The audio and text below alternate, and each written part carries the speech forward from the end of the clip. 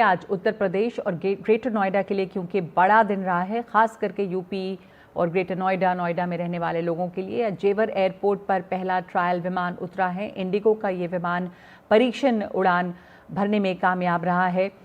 ये विमान दिल्ली के इंदिरा गांधी इंटरनेशनल एयरपोर्ट से उड़ा और 10 मिनट में जेवर एयरपोर्ट पहुंचा, लेकिन लैंडिंग से पहले आसमान में 1.5 से 2 घंटे तक इसने चक्कर लगाया। जेवर एयरपोर्ट पर लैंड करने से पहले विमान के पायलट और एटीसी के बीच बारीकी से सभी बातों का ध्यान रखा गया, संबंध साधे रखा गया। सभी तरह की सुरक्षा जांच के बाद हरी झंडी मिलने पर विमान को रनवे पर उतारा गया है।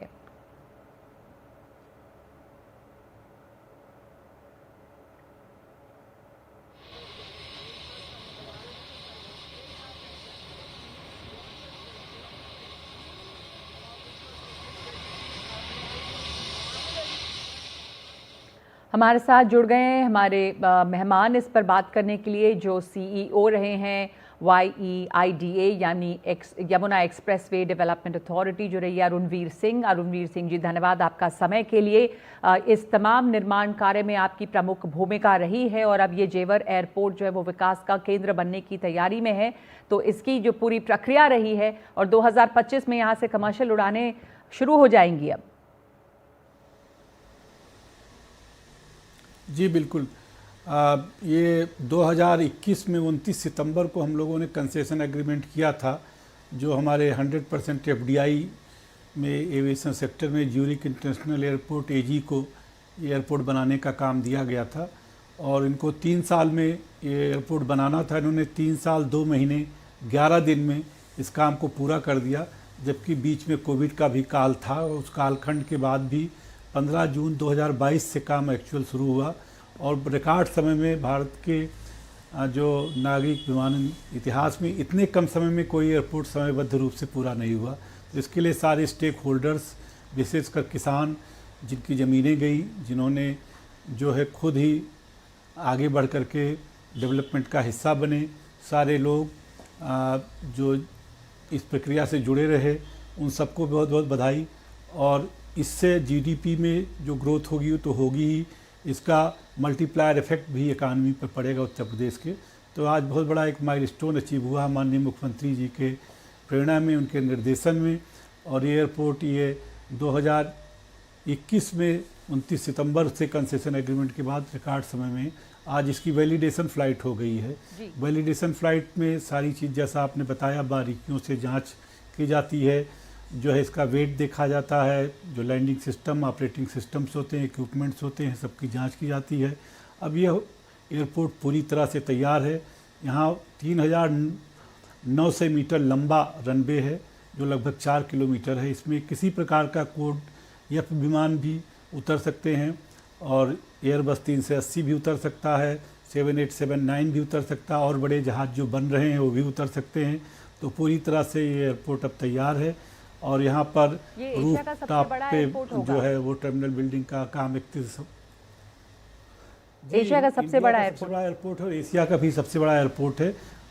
जी, ये पहले चरण में ये केवल इसमें 2 रनवे बन रहे हैं और 2 टर्मिनल बिल्डिंग, फिर 2 रनवे हैं और फिर उसके बाद 2 रनवे, कुल 6 रनवे।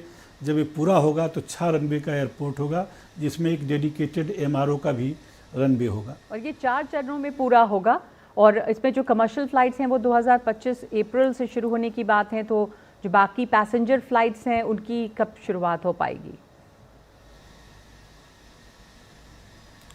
जी, पैसेंजर फ़्लाइट के लिए अभी आज जो वैलिडेशन फ़्लाइट यही होती है कि हर तरह से वैलिडेशन दे दिया गया। इस फ़्लाइट में जो अधिकारी होते हैं इस प्रक्रिया से जुड़े हुए, DGCA के, मोका के, AI के सारे लोग आते हैं, जो लाइसेंसिंग अथॉरिटीज़ आती हैं, वो सब पहले सिमुलेशन अप्रूवल देते हैं, सिमुलेशन फ़्लाइट्स का, फिर एक्चुअल फ़्लाइट को देख करके अप्रूवल देते हैं। आज की फ़्लाइट के बाद अब इस फ़्लाइट का डाटा और जो सारी प्रक्रिया हुई ये सबमिट की जाएगी और एरोड्रोम लाइसेंसिंग के लिए अप्लाई किया जाएगा अगले 4 से 5 दिनों के अंदर। फिर ये लाइसेंस आ जाएगा और मार्च के अंतिम सप्ताह में 17 अप्रैल वैसे हम लोगों ने फ़्लाइट शेड्यूलिंग की है कि 17 अप्रैल तक कभी भी 23 मार्च से 24 मार्च से लेकर 17 अप्रैल तक के बीच में कमर्शियल फ़्लाइट शुरू हो जाएंगी। शुरुआती दौर में 30 फ़्लाइट शेड्यूल की गई है, 25 जो है डोमेस्टिक फ़्लाइट्स होंगी, 3 इंटरनेशनल होंगी और 2 कार्गो फ्लाइट्स होंगी और धीरे धीरे संख्या और बढ़ी जाएगी। शुरू में 10 एरो ब्रिज अभी बनाए गए हैं और 1 रनवे और 1 टर्मिनल बिल्डिंग का काम किया गया है। टर्मिनल बिल्डिंग जो है वो जनवरी में तैयार हो जाएगा, 15 जनवरी तक, और जो टर्मिनल बिल्डिंग हो तैयार है, केवल उस पर अब रूफटॉप का काम चल रहा है जो 31 दिसंबर तक तैयार हो जाएगा। आपकी इसमें केंद्रीय भूमिका रही है, आपको तो एयरपोर्ट मैन कहा जाता है, आपको इस समय बड़ी संतुष्टि हो रही होगी, आपके इस समय क्या भाव हैं?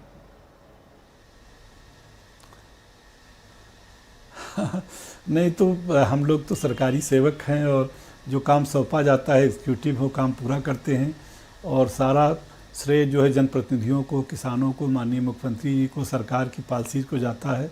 लेकिन एक मदरहुड जैसी फीलिंग ज़रूर है, जैसे जब आप किसी प्रक्रिया से, प्रसव प्रक्रिया से जुड़ते हैं तो आपको लगता है कि जब वो चीज़ आती है तो आप ओवरवेल्म हो जाते हैं, आपको कोई शब्द नहीं सूझता है और शब्दों का अकाल पड़ जाता है। तो कुछ ऐसी ही स्थिति मैं भी महसूस कर रहा हूँ।